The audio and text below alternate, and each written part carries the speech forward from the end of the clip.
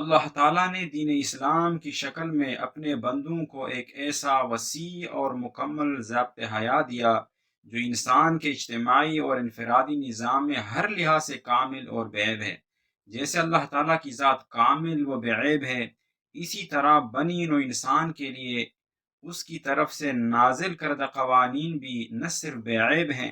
بلکہ انسان کی دنیوی اور اخروی فلاح و کامیابی کا واحد ذریعہ ہیں۔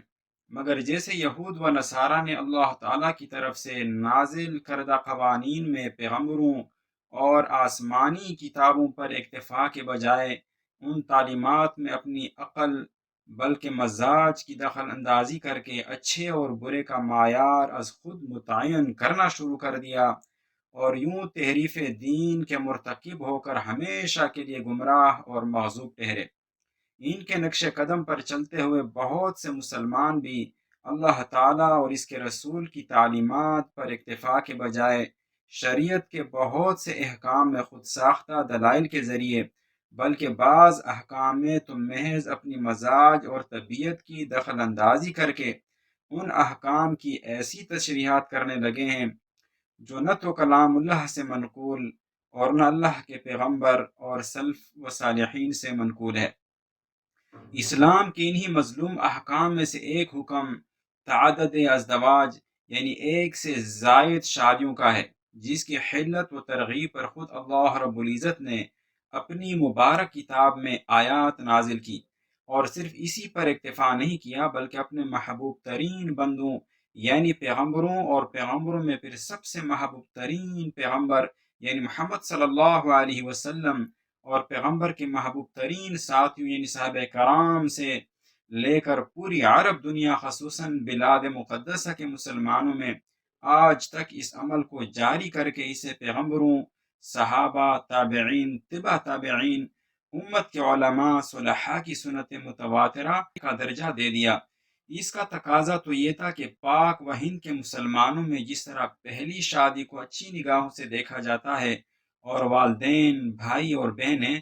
دوست احباب اور اڑوس پڑوس نکاح کا سن کر خوشی سے پھولے نہیں سماتے، مٹھائی اور دعوتوں کے انتظامات میں خوب بڑھ چڑھ کر حصہ لیتے ہیں،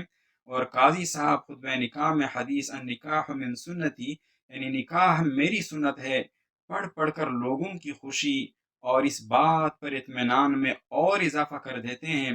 کہ ہم باعث ثواب کام کر رہے ہیں، نیز پیغمبر کی سنت کو زندہ کر کے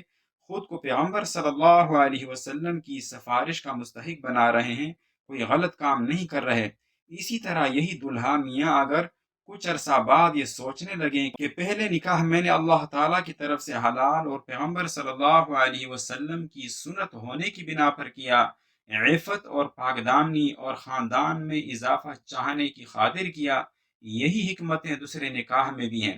دوسرا نکاح بھی اللہ تعالیٰ کی جانب سے حلال اور پیغمبر صلی اللہ علیہ وسلم کی سنت ہے، نیز اس سے بھی مزید پاکدامنی حاصل ہوگی، اولاد و خاندان میں اور اضافہ ہوگا۔ چنانچہ اس قسم کی باتیں سوچتے ہوئے خدا نخواستہ اگر ہمارے معاشرے میں کسی کو مزید ایک اور شادی کا خیال آ جائے تو وہی باپ جس نے اپنے اموال میں کثیر رقم خوشی میں بیٹے کی شادی اور ولیمے پر خرچ کر ڈالی تھی، وہ ماں اور بہن جو اپنے بیٹے اور بھائی کی خواہش پر اس کے لیے چاند سی بیوی لانے کی کوشش میں دن رات ایک کر کے شوق سے رشتے تلاش کرتی رہیں، بھائی اور خاندان بھر کے دوسرے افراد اور دوست احباب یہ سب حضرات اس شخص کی دوسری شادی کا ارادہ سنتے ہی ہکا بکا رہ جاتے ہیں، اور وہ فرد جو ڈرتے ڈرتے کہ کہیں اس ارادے کے اظہار پر گھر کے کسی فرد کو ہارٹ اٹیک نہ ہو جائے یا خدا نخواستہ بیوی بے ہوش نہ ہو جائے، سانس کو قابو میں رکھتے ہوئے انتہائی جواں مردی اور حوصلے کا مظاہرہ کر کے گھر کے افراد کے سامنے دوسری شادی کا ارادہ اظہار کر دے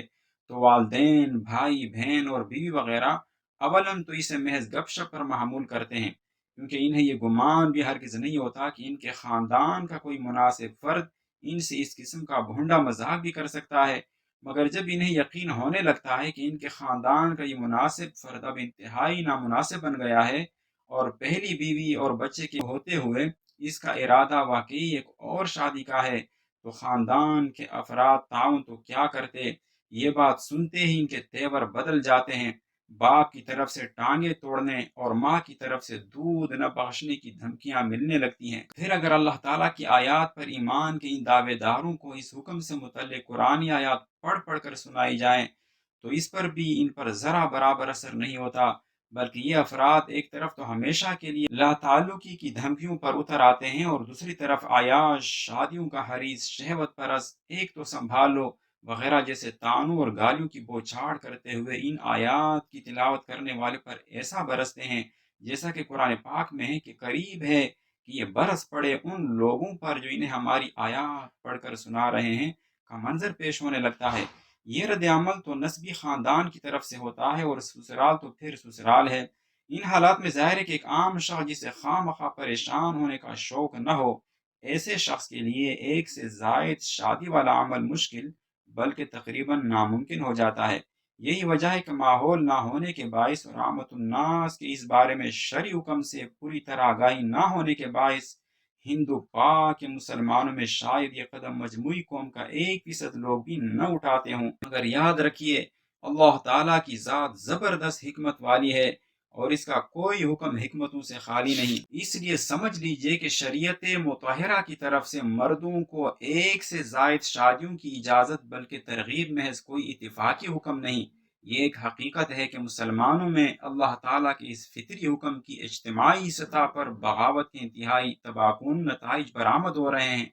اور آج اگر ایک سے زائد شادیوں سے متعلق شریعت کے اس اہم اور پسندیدہ عمل کو رواج دے کر ان تباہ کن نتائج کے ازالے کی کوشش نہ کی گئی تو جیسے یورپ کا خاندانی نظام تباہ و برباد ہو گیا، تو مستقبل قریب ہی میں مسلمانوں کی انفرادی و اجتماعی سطح پر دین و دنیا کی تباہی و بربادی کے ایسے مہلک نتائج کا کھلے عام مشاہدہ ہوگا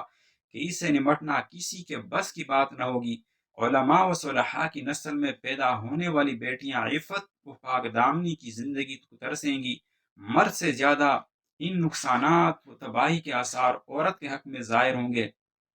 جن میں سے بعض ظاہر ہو چکے ہیں۔ ابھی صرف ایک دلیل عقلی سے اندازہ لگائیں کہ یہ تو سب کو معلوم ہے کہ پہلا نکاح عام حالات میں محض ایک سنت عمل ہے، فرض و واجب نہیں۔ البتہ اگر کوئی قوم من حیث القوم اس عمل کو ترک کر دے اور سوائے 2-4% کے مثلا 98% افراد صرف عقیدتاً اور نظریاتی طور پر نکاح کے سنت ہونے کے قائل ہوں، عملی اقدام کو تیار نہ ہوں، تو ظاہر ہے کہ بہت جلد یعنی اس قوم کے دین و دنیا دونوں کے لحاظ سے تباہی و بربادی کے ایسے آثار ظاہر ہونا شروع ہو جائیں گے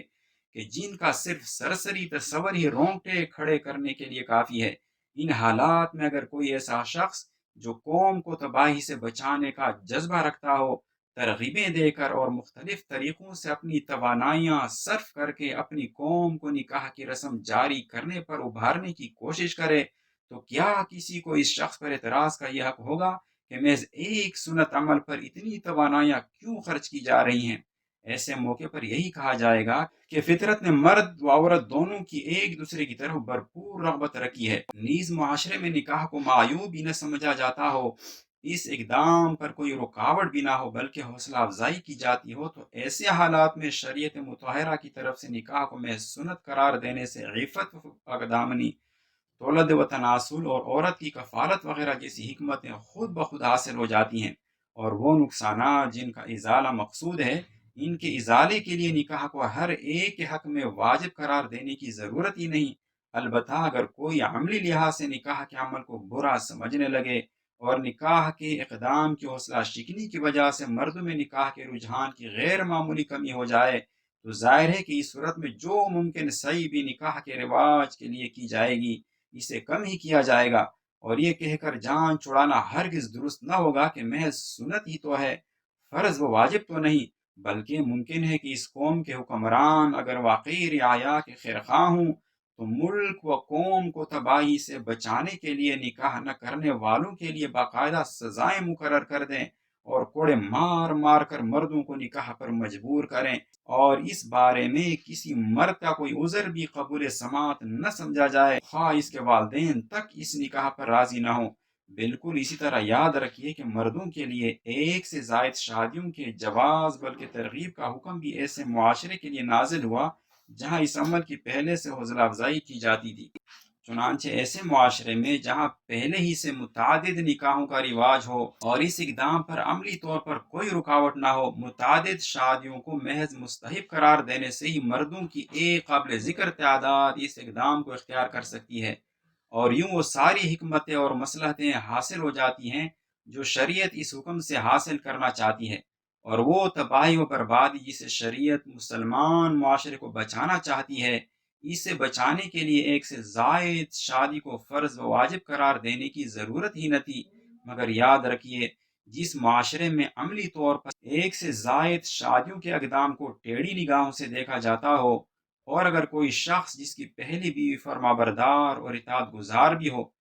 इसकी इस बीवी से औलाद भी हो, खूब हँसी खुशी ज़िंदगी गुज़र रही हो, महज़ शरीयत की तरग़ीब पर ये शख्स दूसरी शादी का इरादा करे, तो इसकी तो क्या हौसला अफ़ज़ाई होती। बल्कि वो शख्स जिसकी बीवी बिलफ़र्ज़ मज़कूरा बाला तमाम या बाज़ सिफ़ात से आरी हो, जिसके बाइस इसकी ज़िंदगी तलख़ होकर रह गई हो, या मसलन किसी की बीवी बांझ हो, तो ऐसे शख्स को भी इस दूसरी शादी वाले अक़दाम से बाज़ रखने के लिए न सिर्फ पहली बीवी ही पर सब्र करने की तलकीन की जाती हो, बल्कि बाज न आने की सूरत में वो कुछ ताने और धमकियां दी जाती हों जिनका कुछ तस्करा गुजर चुका। हुकूमत से लेकर मुआशरे के हर तबके की तरफ से इस अक़दाम की सख्त हौसला शिकनी की जाती हो, जिसके बायस पूरी कौम में बिरादरी से झगड़ा मोल लेने वाले चंद मौलवी किस्म के लोगों और इन्हीं की तरह मजीद कुछ अजीब व गरीब किस्म के दूसरे लोगों के सिवा हर शख्स इसको बहुत बड़ी हमाकत समझता हो और इस बारे में सिरे से सोचना ही गवारा न करता हो, और इन तमाम तर हालात के नतीजे में वो कुछ तबाहकारियां पैदा हो रही हूँ जो फितरत से बगावत का लाजमी नतीजा होती है। इन हालात में इन तमाम तर तबाहकारियों से नज़र फेर लेना और ये कहना कि एक मामूली सा तरगीबी काम है, कोई कर ले तो शायद थोड़ा बहुत सवाब मिल जाए, लिहाजा इस थोड़े से सवाब को हासिल करने के लिए इत्मीनान क़ल्ब जैसी अजीम दौलत को इस सवाब की भीड़ चढ़ाना और ख़ानदान और पहली बीवी को परेशान करने का गुनाह मोल लेकर कौम को इस सुन्नत पर उभारना और अपनी सलाहियतों को इस फजूल काम में खर्च करना एक अहमकाना हरकत है। तो ऐसा कहना और सिर्फ जो हलाक रद्द अमल के खौफ से इस हुक्म से इज्तनाब किए रखना कुछ अक्लमंदी का काम होगा, बल्कि इस मौके पर भी किसी अक्लमंद का यही जवाब होगा कि शरीयत में यह काम अब मुस्तहब या सुन्नत नहीं रहा, बल्कि इसका दर्जा सुन्नत या मुस्तहब से ऊपर का है। सुन्नत या मुस्तहब उस कौम के मर्दों के लिए था जिसमें भरपूर तरीके से इस सुन्नत का अमली रिवाज हो। इन्हीं हालात का मुशाहिदा करते हुए बंदे का इरादा हुआ कि इस सिलसिले में अमर बिल मारूफ व नही अनिल मुनकर के फरीज़े की अदायगी के तौर पर कौम को आगाह करके इस अमल पर इन अफराद को खड़ा करने की अपनी सी कोशिश की जाए जिन्हें अपनी ज़ाती मफाद से हटकर कौम के इज्तिमाई हालात की इसलाह की भी फिक्र है, और जैसे दूसरे बड़े मुनकरात से रोकने के लिए अहले इल्म व सुलहा अपनी तवानाइयाँ सर्फ कर रहे हैं, ज़बान व कलम और अपने अमली इक़दाम से कौम को एक जायद शादियों वाली एक ऐसी सुन्नत पर उभारने की भी अपनी सी कोशिश करें कि जिसकी नफ़रत लोगों के दिलों में घोल कर ऐसी पिला दी गई है जैसे बनी इसराइल के दिलों में बछड़े की मोहब्बत पिला दी गई थी। बयान का मकसद महज नजरिया दुरुस्त करना नहीं, इस्लाम के तादद ज़ौजात यानी एक से ज्यादा शादियों वाले हुक्म की बगावत से मुआशरे में जो तबाहियां फैल रही हैं, इन तबाहियों का इलाज इस बारे में सिर्फ नजरिया दुरुस्त करने में नहीं बल्कि अमल जरूरी है। लिहाजा मेरे इस बयान का मकसद भी कौम को अमल पर उभारना है, महज नजरिया दुरुस्त करना